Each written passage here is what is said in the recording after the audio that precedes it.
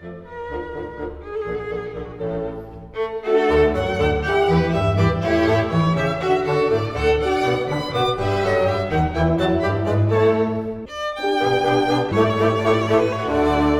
we're very excited to be in the home greenhouse of someone who I really know and enjoy being around, Dr. Doug Needham, who was a former professor at OSU and my former advisor. So I learned a lot from you over the years, and you really established my career. So I appreciate all of that. Thank you, Casey. It's great to have you here. Well, very thank special you. to have you. And with our long history together Yes. at OSU as well as at Longwood. Yes, yeah, and you were at Longwood right after I left my graduate school there. That's right. So we just missed each other there, but you're back in Stillwater. Yes. And you have a beautiful home greenhouse that we thank just you. wanted to show off a little bit.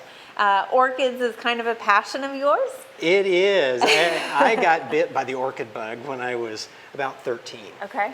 And my grandmother gave me one of her orchids. She was from Florida. And as you can tell, I never recovered. Yeah. I'm still suffering from this affliction of orchids. And there's so much to learn about orchids. I mean, you There can't is. ever stop, right? No, and that's been really a lot of fun now that I'm retired, is learning about these different types of orchids and the different cultural care that they need. You know, some of them that we're very accustomed to, like the Phalaenopsis that many people have in their homes, they're well adapted to a home because Okay. it's a warm growing orchid. But there are others that need cooler temperatures or even really cold temperatures. And that's why you have a divided greenhouse, That's right. So this is the warm zone. Okay. And so it maintains about a 60 Fahrenheit minimum nighttime temperature. And then it goes up to 85 in the day, vents open and maintains that 80, 85 degree temperature. Well, it looks like you know what you're doing. We've got a few here blooming that just look, I mean, they're just gorgeous when they're blooming. Well, they are, and that's, you know, one of the things about orchids is that they tend to flower for the most part only about once a year. Okay. And so you go through a lot of green phase Yeah. to wait for these gorgeous blossoms. But once they do, they bloom for aren't a they while. spectacular? But orchids are epiphytes. Right, so they grow in trees. They're used They to having... do. Normally they would grow up in the branches of trees. They're not parasites. You know, sometimes people mistakenly think that they're removing nutrients and invading that tree, but no, they're not. They're just holding on to it. They're hugging the tree. They're tree huggers, Yeah. that's right. And so they hold on to that tree and they get their moisture then from the fog, from the rain that passes through. And so we typically grow them in a bark-based mix. Okay. Now it varies on the particular orchid what the mix is, but typically it is just, as you can see here, Yeah. chunks of bark. Yeah, because And- you don't want a lot of moisture up around those No. roots because that could lead to rot. Is And that correct? yeah, and that is one of the most difficult situations I think for the typical homeowner is not keeping them too wet. Right. Because the thought is, well, oh, they look so dry, they need to be watered. No, Yeah. they don't. They're epiphytes. Yeah. They're air lovers. They want to be exposed to air. So lots of air movement. High humidity is good. So in here, it's about 85% humidity right now. And so they like that heavy humidity and air movement. Okay, all right. So let's take a look at a couple others that you have here. Well, maybe you want to take a look here at the Vandas, talking about humidity and air movement. And epiphytes, yeah. Because, look at the roots on you those. look at these, and there's absolutely no potting medium on this at all. And lift this one down because it has a flower spike on it. I mean, it's so architectural just seeing the roots too. You know, It is, and sculptural. You can see what's called velamen, this white coating is a spongy layer on the root, and it absorbs moisture from the air. So if the fog happens to turn on, it gets bathed in that fog. But also when I water it, then I literally just hold it down here and mist the roots until they turn green. Okay.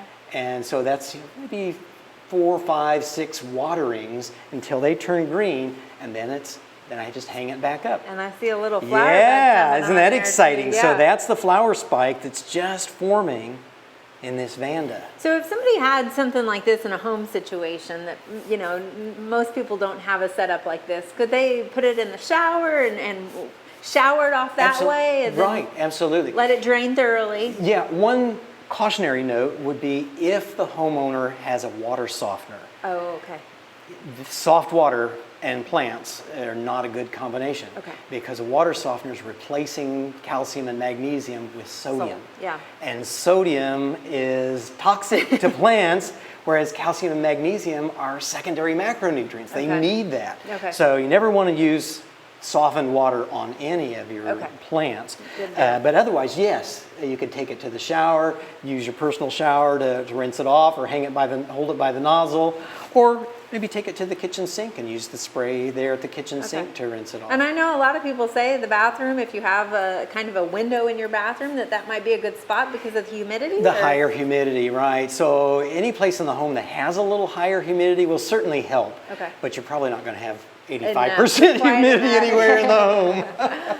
And then, of course, behind us here, we have our classic Phalaenopsis that everybody sees now at Yeah. grocery stores and stuff. So, Phalaenopsis have just skyrocketed in popularity because they are a fairly easy care orchid.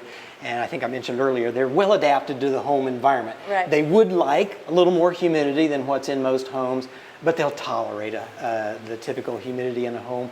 They like that warm temperature.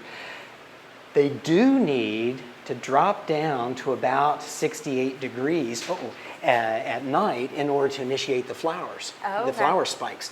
So that's one thing that the homeowner does need to keep in mind, that if they're maintaining their home in the winter and it's in the If you keep 72, your house 74, warmer. it may be too warm and they not generate the flower spikes.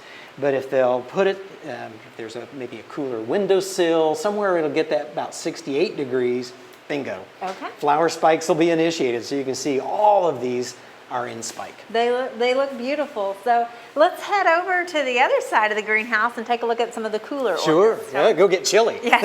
All right.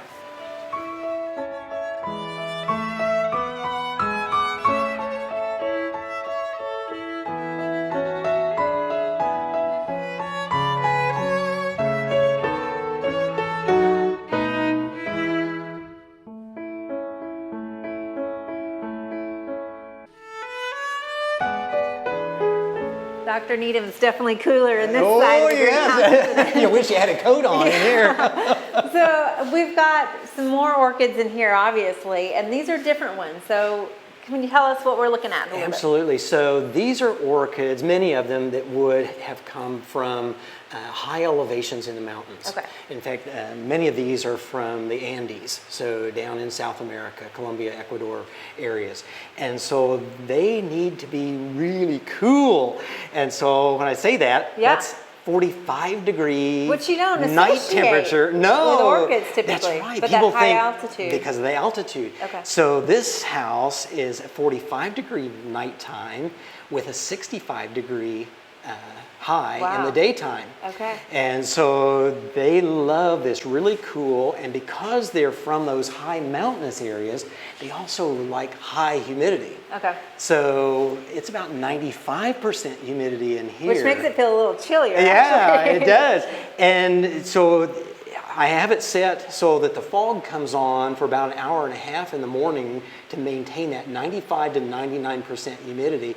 And that simulates the real early morning cloud cover that would come into the cloud forest Okay. of the Andes. Okay. And I think they're liking it. They seem to be doing really well. We've got some that, so are these, you mentioned these were in a dormant period. That's right. So that's the other thing about some of these orchids are from parts of the world that experience monsoonal rains. Okay. And after that, then they go through a dry phase. And so that's what they need to experience, that dry phase, in order to initiate the flowers. So it's a little bit of a shift in your thinking. Here we base our seasons off of temperature. Right. But in the south, in the tropics, it's based off of the rain season. That's right. And so these are going through a dry phase. They still have real high humidity, but I only water them maybe once a month. And Okay. so I'll water just to keep these pseudobulbs from shrinking too much. So you can see the little bit of wrinkling in that pseudobulb. That's about right. That's what you want. Okay. And in fact, if we look on this one right here, see that little bump right there? Is that a flower bud? That's a coming? flower bud, okay. yeah. All right. So here the flower buds are just beginning to develop. So coming probably in a couple months' time, these will have flower buds all over them and be in bloom. Wow, okay. Yeah. So you mentioned pseudobulbs. Now, we often hear bulbs, and especially this time of year, we're thinking about our bulbs coming up. Pseudo meaning they're fake, they're not False. true bulbs. That's right, pseudo means false bulb. And so these are an above ground structure. They're not really bulbs, but they're kind of like that in the sense that during the growing season, the orchid is storing water and nutrients, carbohydrates in that pseudobulb for the winter phase and then for producing the gorgeous flowers that we want. So it kind of acts as the same structure as a bulb. It does, right. But it's not an underground structure such as these paper whites that are underground true I thought bulbs. I smelled something in here. Yes. So do all orchids have pseudobulbs? They do not. Okay. Great question. So for example, these mastivalias that are right here and the Draculas that are hanging, they do not have pseudobulbs. Okay. And so that tells us a little bit about their cultural requirements. So with a pseudobulb, it's storing that water, can survive a droughty period. These would not survive a droughty period at all. The root systems need to remain moist on the mastivalias and the Draculas, and so they get watered typically every day. Now when it's gloomy, like today, I don't water. No, but otherwise they would be getting water every day to always keep that root moist. And let me just guess why this is called Dracula. Yeah, isn't this fun? So notice these are all in hanging baskets, and it's because they produce the flower spikes down, and so they grow out of the basket. And I'll try and tip this up here so you can see that fabulous face of the Dracula. So this is Dracula hertzii. Wow. And it's got several coming on there? It does. It has some older ones, and there's a new bud right there. There's a brand new growth right there. So it has several, and I see some beginning to stick out of the baskets on these other Draculas. I think we often think that orchids need indirect bright light, but that's not always the case.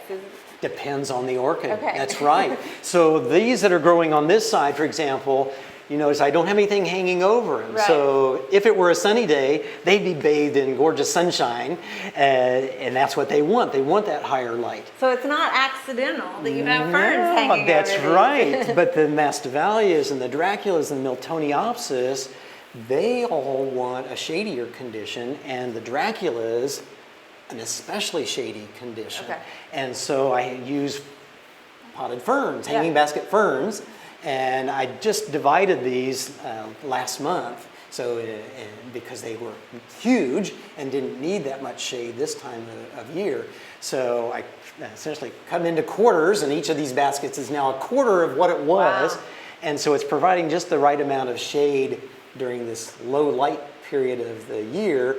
But by the time we get into late spring, early summer, they'll be back to their massive cells, and they'll be providing the shade that they need. The ferns seem to be enjoying this climate as well. They are. They're doing real well. Are all orchids epiphytes, or are there some terrestrial orchids as well? That's right. That's right. So some are epiphytes, clearly, like we saw in the other house, the Vandas.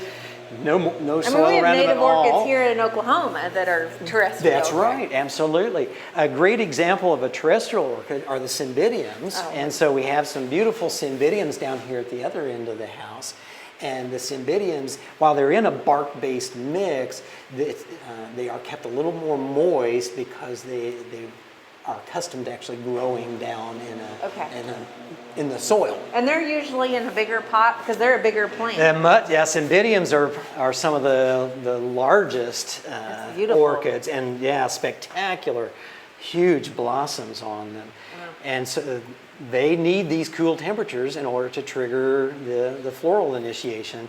This yellow one that's in flower right now, of course, is one of the earliest ones to bloom, and you can see then the one next to it is probably about a month away from opening.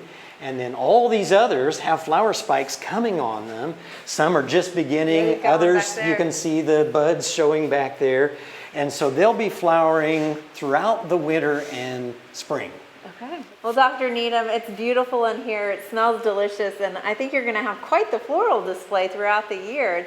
We appreciate you sharing this with us. Oh, my pleasure, Casey. It's great to have you here, and yes, we get to enjoy these fabulous flowers and the great fragrances. Thank you.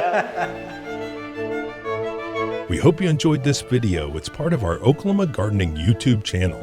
You can also find even more videos on our OK Gardening Classics YouTube channel. And join us on social media for great gardening tips, photos, and discussion.